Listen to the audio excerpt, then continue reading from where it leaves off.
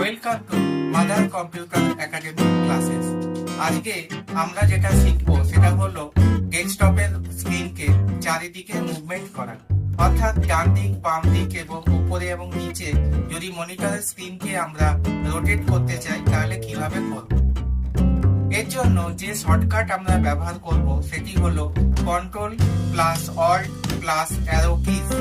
আবার বলছি, control plus alt plus arrow keys.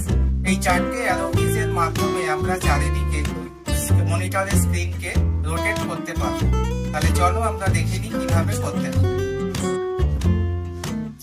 চলো এবারে আমরা দেখি কিভাবে কাজটি করব। দেখো, কন্ট্রোল অল্ট রাইট অ্যারো করলে দেখো আমাদের স্ক্রিনটা ঘুরে গেল। কন্ট্রোল অল্ট লেফট অ্যারো করলে দেখো আমাদের স্ক্রিনটা ঘুরে গেল।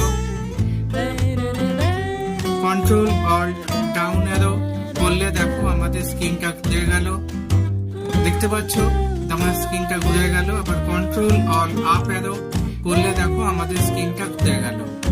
এরকম ভাবে আমাদের স্ক্রিনকে আমরা চারিদিকে রোটেট করতে পারি। Thank you for watching.